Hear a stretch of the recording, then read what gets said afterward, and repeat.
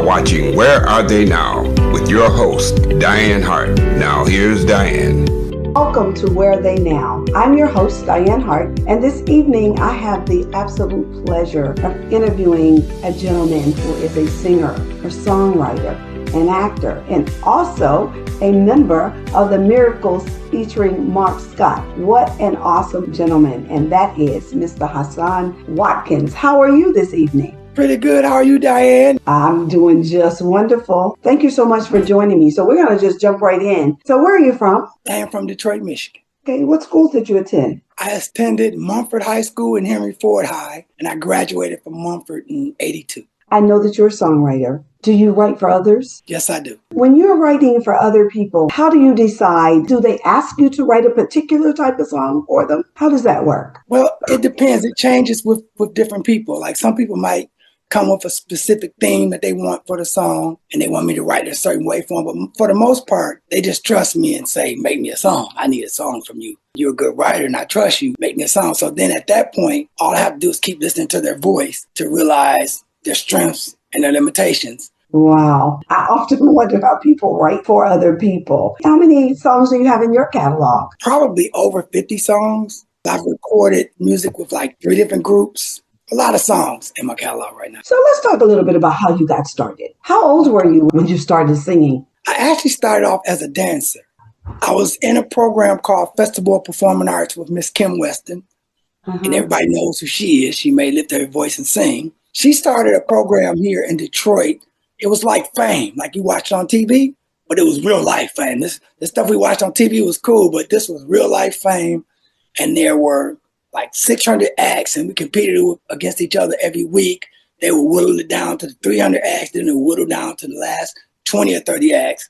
And we would perform all over the city in contests with each other. And we got paid during this program, a summer program. We were paid to perform, and we were getting taught by some of the best in the business. We had people in theater, we had people in singing and dancing and artwork and poetry and all the arts. These were people in the business at that time that knew Kim. And they schooled us and honed us, and I was actually just a dancer first. Friends would be singing, and the girls would be just screaming and falling all over them. Like if they would just hit a note, the crowd would just fall apart. And every time I was out there, I was working my butt off, dancing, sweating, flipping, trying everything. I mean, and I would get some screams and hollers, but it wasn't like my friends. As soon as they grabbed the mic, people just fall out. So I said, I want that. I started kind of teaching myself how to sing. And it was funny because I would go into the bathroom or different spots where these groups would be singing, and they would just walk out.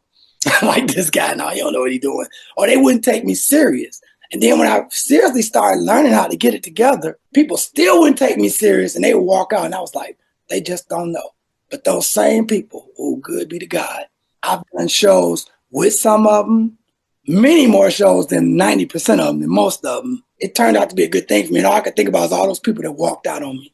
Wow. So how old were you, do you think, when you finally got that opportunity? I think I started really singing at about 18, maybe. I was in the system, in the program for about 2 years. I was so unconfident in my singing that I started making funny songs. Like I would change the words to real songs to something silly, and I incorporated it into my dance routine. I give you a prime example. Instead of Cupid, I say, stupid, hold back your bow and let your arrow flow straight to the paper girl's heart for me. And people thought that was cute. And I just changed up a bunch of lyrics to a bunch of songs. And that's how I started. It started off as a joke, but then it got more serious. I still really dance in my shows a lot. If you come see me, you're going to get both. Oh, okay. Okay, so you say, I don't just sing, I still dance too. When I'm in the gym working out, I'm in front of those mirrors dancing. Practicing your steps for your next show. Yes, I know people in the gym probably think, what is this guy here for? This is not a dance studio, but I say, you give me some mirrors and give me some music, I'm working. Who do you think you were most influenced by? I would say Sam Cooke, Stevie Wonder, and Stevie Wonder. I was inspired by Stevie Wonder's writing, by Sam Cooke's delivery and his dictation. So let me ask you this. What do you think was one of your most memorable performances? I think my most profound performance truly was Sam Cooke. I didn't know he affected that many people. The people were just coming out in droves to see it. The older people really, they were crying and thanking me afterwards. And I guess it brought back so many memories and connections of their lives. it's funny too, because I was working for the state at the time. I did the play for Sam Cooke, and it started getting traction. Like Aretha Franklin was sick in the hospital, dying at the time. And they asked her, what do you want to do when you get out? And she said, all I want to do is see the Sam Cooke play. And that just blew us up. Before we know it, it was in every paper all across the country. And it just blew us up. And we got 11 shows signed up with us from different cities. And I'm thinking, okay, I'm about to quit. I'm done working for the state. Legal stuff happened, legal ramifications. The director and writer were sued about different things about the play, and they shut us down. I know we tore Detroit up, and we sold Detroit out, and we put the world on notice that it's talent here and that Sam Cooke is still alive and well in our singing. So now you went to the special program during the summer. Is that also where you began to act, or just where you danced? That's just where I danced and sang. My acting actually came from, believe it or not, my church. My church had a theater ministry. A director by the name of Robert Douglas had started putting on a lot of plays at my church. And I started doing them with him. But the plays blew up. They got so good, the other churches started using our plays as their fundraiser. So every week, our church was sold out. Then next thing I know, we were doing it downtown off of the waterfront. And I think that set the foundation for me to do Sam. Because I did about 8 or 9 plays with this guy, and they were all wonderful and all were big and just... Okay, so that's where the acting came in. I did a movie recently. I had a small part in the movie called The Cut. Got a couple of little extra bit parts in movies. I'm just trying to work it out, baby. I'm trying to work it out. I know that's right, and I'm not mad at you. So we're going to take a break, and we're going to listen to Weatherman. And then when we come back, we're going to talk a little bit about what inspired that song on the other side. I'm your weatherman. I'll make it rain. I'm your #1 reporter, baby. I feel your pain. I got my wallet in my pocket, got my Tito's in my cup. I'll make it rain. I'm your weatherman, and I'll make it rain. I'm your #1 reporter, baby, and girl, I feel your pain. I got my wallet in my pocket, and I got my Tito's in my cup. I'll make it rain. Remember when your rent was due? Who came through for you? Remember when your car was broke? Girl, I wasn't no joke. Tax time, I told you off. I got you up in the loft, and all I wanted to do was lay there in your sauce. Girl, just tune on in. The weatherman is your friend. Don't you sweat the rain. I know what's on your brain. I'm the weatherman. I'll make it rain. I'm the #1 reporter, baby, and I feel your pain. I got my wallet in my pocket, got my Tito's in my cup. I'll make it rain. I'm your weatherman, and I'll make it rain. I'm your #1 reporter, baby, and I feel your pain. I got my wallet in my pocket, got my Tito's in my cup. I'll make it rain. Now what you gonna do when everybody's after you? Gas bill, car, no cell phone too. And I feel bad for you. I know what you need. The weatherman got you, see. It's cloudy and 63. Tune in and get with me. The weatherman, he bring the storm. He gon' keep your body warm. Sure enough, keep you turned up. I'm your weatherman, and I can make it rain. I'm your #1 reporter, baby. Girl, I feel your pain. I got Tito's in my cup, I'll make it rain. I'm your weatherman. I can make it rain. I'm your number one reporter, baby, and I feel your pain. I got my wallet in my pocket, got my Tito's in my cup, I'll make it rain.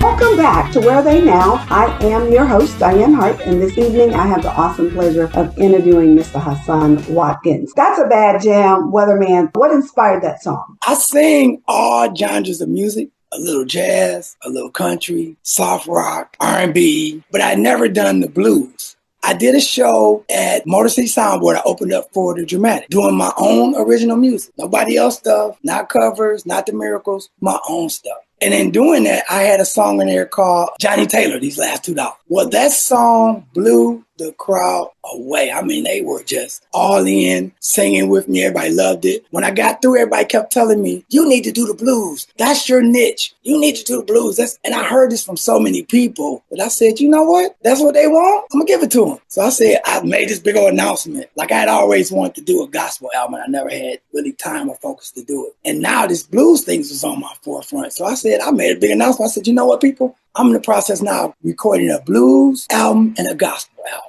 So I did my first blues song, which is Weatherman. Now, mind you, I knew nothing about the blues at the time. I just happened to do that one song that blew up. Weatherman was kind of an experiment for me to do the blues. And it turned out pretty good. But I'll tell you, since then, I've gotten a whole lot better. And I can't wait for people to hear. First two songs, Weatherman's a little untraditional. My second one is straight old school traditional blues. Now I'm moving toward blues that are like more current, like King George type style. Love and soul. Yes, that's what I'm leaning into now. And I'm leaning into that heavy, and I'm so excited. You don't know, I get ready to tell you about it because people don't know that I'm leaning that way. Put together a band for the blues period, and I'm gonna hit the world with this. They're gonna see a whole nother side of blues from Detroit. All righty then. I need you to call my music what it is. It's Southern soul. It's not blues. It's a mix of the two. You're right, and you're right. When I listen to it, you're right. Need you to say that. When I listen to it, I say it's not straight blues. It's kind of like R&B blues, which is Southern soul. There you go. There you go. There you. So let me ask you: are you currently performing somewhere here in Detroit, or are you performing somewhere anywhere right now?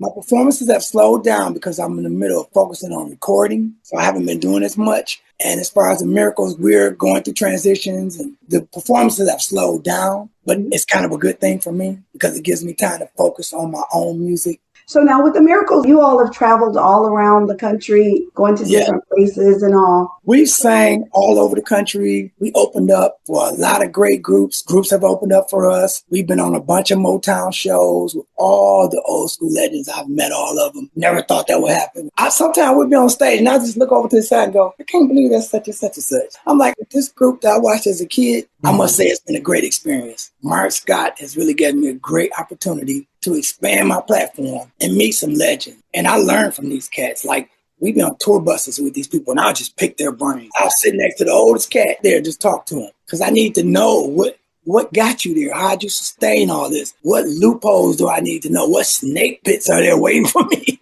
I talk to all of them. Just say, what's really happening out here? Please help us. Help a brother to better understand. Help a brother out. Right. That is too funny. What's funny is you get these stars, and they get together and everybody got their ego and everybody supposed to be super. And they'll sit there quiet in the room and won't talk to each other. It might give each other a dap and that's it. Where I'll sit there and start asking you about your mama. I need to know everything. As you can see, I'm a talker. I'm not shy at all. And that's a good thing. Anybody in your family sing? Oh, yes. There's so many cousins and aunts. And I think I'm passing this on to my son now. Because he can sing even though he doesn't want to, but he has a voice. He just don't really want it. But if he wanted it, he could jump in deeper than me. I know, kids, you got to let them do what they're going to do. Yeah, you do. But hey, you got to bring him around music a lot. Just keep him immersed in it. Yeah, he should. He has natural talent. He's going to gravitate to it, no question about it. Right. I think it's going to pull his heart whether he wants it or not. Yeah, because he has it naturally. You don't even have to go out and go hire somebody to help with your voice and train you. All you got to do is say, Dad. I'm sure at the right time, he shall do just that. Have you performed anything with him? Yeah, well, he's actually in a couple of my videos. Yeah, he started off playing drums. Then he learned horn in school. And he learned how to read music through the saxophone and different instruments, horn instruments. And I've placed him in a couple of my videos playing drums. So at 20, he can say I'm in 2 videos already. So right. I don't know if I could say that early. So you're not so sure you could have said that, huh? Right. I had to work hard to get mine. So let me ask you this. Besides music and acting and dancing, are you involved in any other type of business? Yes. I actually have a business called We Do Wedding. I can marry people. I can officiate weddings. And I started that with my wife a few years ago. And we never really pushed it until now. Now it's starting to pick up something. I did my first wedding this summer. And it's picking up juice. The reason I picked doing weddings is because I believe that's one of my biggest strengths, other than singing and dancing. My biggest strength to me is love. I'm big on love. I'm big on family. I'm big on uplifting your queen and your wife. I believe I can help any and everybody in their relationships except myself. I'm kind of bad with my own, but I'm great with everybody else's. One of those type deals. So yeah. Website name of it? I don't have a website as of yet. We're building it. But the name of the company is We Do Wedding. And how could somebody reach you now? At my email at HassanWatkins.com. I haven't got everything set up yet, but I have done a wedding and I did good. Let me ask you this. Will you sing at the wedding? If they actually pay me to, I will. Yeah. I haven't sang at weddings in years. I used to be a wedding singer, actually. Me and my sister-in-law, but we stopped. They pay me extra money, sure, I'll sing at your... Makes sense. Listen, you got to get all the money. I even play music. I play DJ, quite a few weddings on the side. Okay, yeah. But those are good things for people to know about you. Right, because I know which music to pick for the atmosphere. Right. For your relationship, if I know about the two of you. We're going to take another break and we're going to play our second song, which was also written by you, and it's called The Morningside of Love. Can I add one thing before we leave? Both of these songs are not written by me alone. They're written by me and my writing partner, Mr. Kevin Knox, and I have to put his name out. Absolutely. Let's listen to Morningside of Love.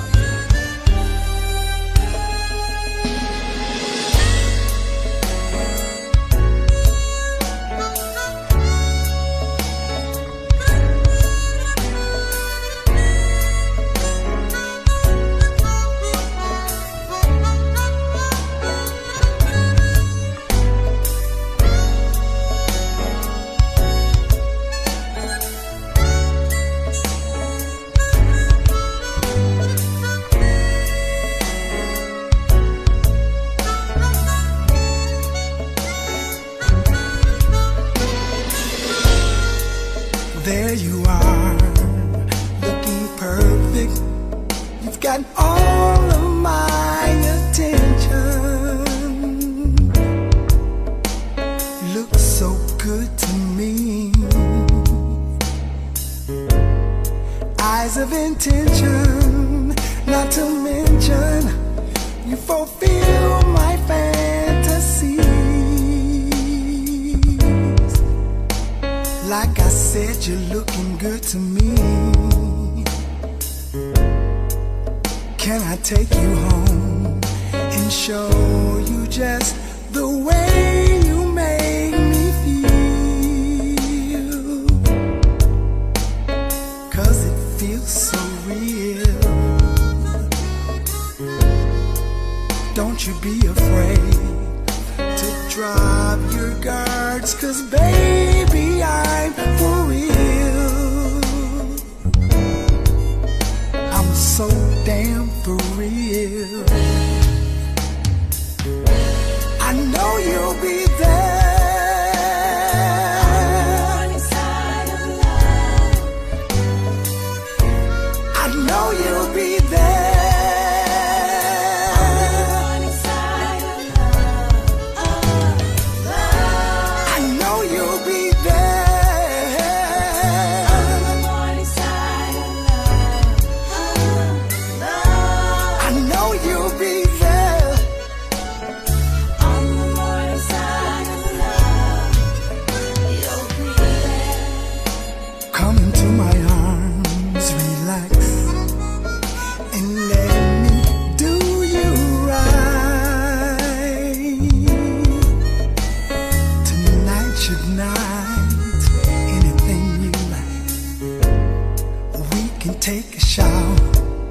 Strawberries and champagne on the side.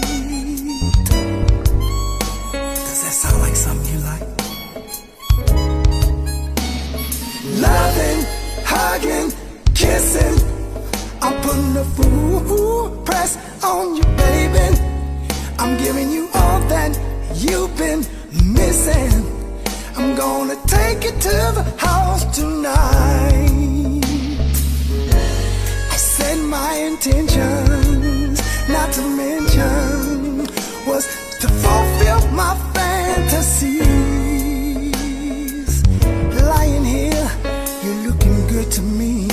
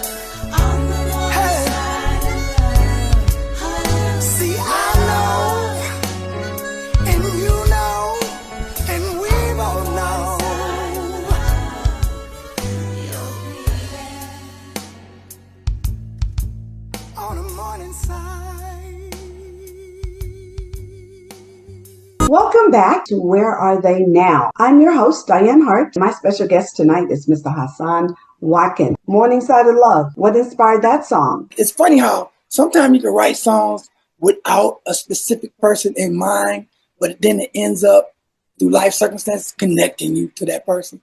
Yeah. And that's what happened with this song. This song started out, my friend started writing it first, Kevin Knott, my writing partner. And then he got with me on it. And I'll tell you one thing about me. When I start a song, I don't just see the song. I actually see the words, the video, and color. So when he brought this song to me, I seen all of that. And I said, okay, this is what we're going to do. And after we finished the song, it made me think about, it's actually connected to my life. It's like me and my wife. It's actually connected to it. And I had no idea. I didn't know it was going to work like that. Right. But it actually did. In a previous interview, usually I always brag about when songs are made for my wife or connected to my wife immediately. On this one, the first thing came out of my mouth, I said, this song was written before with my friend, didn't have anything to do with my wife. But I've learned after I've kept listening to this song and seeing the video, it is connected to her in love. It's the love we have for each other that every day on the morning side, when I turn over in the morning, if I can see her, I know my day is good. My life is good. My life's going to be all right. I'm good. Just keep this woman in your life. That helps inspire, for me, Morningside of Love. No, you're right. What a bad jam. It's definitely a bad jam. So you and your writing partner write a lot of songs together? Yes, we've written a lot of them together. He'll be my writing partner probably to the day I die. Probably write specifically for me better than most people. But we go hand in hand. Yeah, and I got to get that out there again. His name is Kevin Knott. All right, Kevin. All right, so let me ask you this. What advice would you give an up-and-coming individual in the music industry? For one, stay who you are. Don't let this business dictate who you are, how you do it, and in my mind, even what genre you do. Because they don't know. But a lot of times, you don't know. And you won't know until you touch on all these different areas to tell you what's best for you. Learn as much as you put into your craft of singing, playing an instrument, whatever you do. Put that same energy into the business of this music. You will learn that your talent will only take you so far. Your business can stymie you. Now, singing wise, I'm the most confident guy I know. You can't tell me I can't sing anything, any type of music, anywhere. I'm confident. But business wise, I don't have all the answers.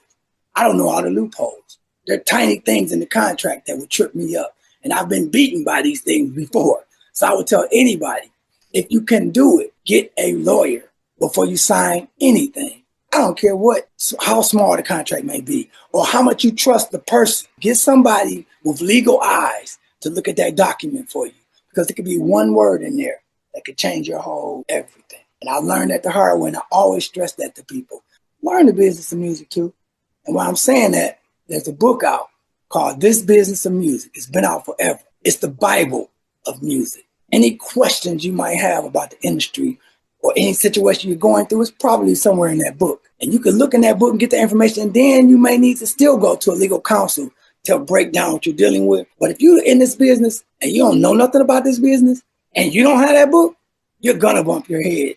You're going to get lost. You're going to sign the wrong contract. Those things I would say to everybody. Please do that. And trust in yourself. Don't give up. It's funny how we want things in our time, but things happen in its own time. This business will beat you up, chew you out, spit you out, and now you're doing something else. So much stuff that a new artist has to know and learn. I went to a few schools, a few high schools on career day, and I speak on these type of things. I speak on mental health because I worked in the mental health industry for 33 years. So I speak on that, and I speak on business and music and music. And I've been to some of these schools, and you'd be surprised. The kids would follow me class to class to absorb this information. So I share it freely all the time, every chance I get. That's why I'm loving talking to you about it right now. And hopefully someone, the right new artist, will see this and maybe change his priority. All those hours you spend on that keyboard or writing, you better spend some time in that book learning about this business, because they're waiting to chew you up with 2 words in that contract. Well, thank you. I greatly appreciate it. I'm sure that message will resonate with some of these young people. Let's just hope they will follow the advice that you've given them. So let me ask you this. What has kept you in this space? As life continues to change in the industry, surely has made a change. What keeps you here? I would say my passion and love for music. If you're in this business for money, you ain't gonna last long, because the money is not consistent. I may have some months where we're working a lot and I'm getting paid, making good money. But then you'll have some months and times where nothing's happening. No one's calling, no bite, and you can't just jump out at that point. So you got to have something that's sustaining you. To me, making a song is like having a child. And I can't live or make it another day until I'm pushing forward on this baby. This baby has to be birthed, it has to be born, and it has to be taken care of and nurtured the right way. So that's how I am about my approach on every song. That pushes me to do it right. Most songs that I do, most of them are about love. And somehow, some way, it connects back to her, because my love for her and her love for me feeds just about everything I do. Talk about it all the time. And I don't care. You don't care if they get tired. Maybe they can find somebody that they can share that same type of love with. Be happy. Yeah, I fully agree. What social media platforms can our listeners find you on? Facebook, Instagram, Spotify, Amazon, CD Baby. I mean, every digital platform it is, you should be able to find my music. I have a lot of videos on YouTube. You can go to my page, Hassan Watkins, on Facebook, and I have a lot of things posted, and people share a lot of my music, so it's kind of all over the place. You wouldn't have a problem finding my music. Only thing I would say is you can look it up under so many different titles. Like, you can find my music under Hassan, because at first I was releasing my stuff under just Hassan, but then I bumped into a bunch of legal issues with that, and I had to put my last name on it. So now you can find my stuff under Hassan Watkins. So you may find some under just Hassan. You may find some under Hassan Watkins. I also have recorded with numerous groups, like one group, for example, Camaro Brothers, and we have our own page. You can find our music. We did 2 albums and 2 or 3 singles. So we have about probably 20 songs out there that you can find on us. I was in a group called Members of the House, where I did a lot of house music, and we performed for years. For 11 years, we had about 7 hits out. We had major distribution from Sony. So you can find our stuff out there, Members of the House. That's the name of it. We toured over in London and everywhere. We were all over the world. We did everything. So I do want to put that out there. Check out Members of the House, Camaro Brothers, Hassan Watkins. Look up Mars Scott's Miracles. We have a couple of Christmas videos out there. We shall do just that. Wow, how time flies. I hear that little music in my ear, but let me tell you, this has been just absolutely phenomenal. I have truly enjoyed this interview. Thank you so much for sharing with me. So now it's our job to make sure that we pump this music up on the radio. Can I tell my people where they can find this live stream? Absolutely. Can you? No, I'd like you to tell them. Yeah, I just want to thank you for the opportunity for the interview. Can I thank you? I'd like to thank you for the opportunity. Just to say about how, like, behind the scenes, like before we even started, I love talking to you, interacting with you. Your spirit seems genuine and easy to connect with. And I love it because, like I said, I've seen some of these Where Are They Now on Facebook, and I enjoy them. But to be a part of it and to be connected to you one-on-one like this is a beautiful thing. You are great at what you do. You have a wonderful smile. Your spirit cuts through the internet. So, thank you so much. I really appreciate that. Whatever you've been doing, keep it up because I promise. T. Pablo helps to make that all possible. Yes. T. Pablo's a great guy. So you can watch Where Are They Now every Thursday night at 7:30 p.m. on Detroit Hot Television. Be sure to also listen to Detroit Hot Radio. You can also find me on The Opening Statement every Wednesday night at 7 o'clock on Tampa Bay TV, on Roku, on Lit TV Network. That's every Wednesday night. Don't forget to go to my YouTube page. It's at Dianne Hart 2126. Like and subscribe. Hit the bell, and every time we put up a new video, you'll be notified. Thank you, Dianne. You're welcome. Bye-bye.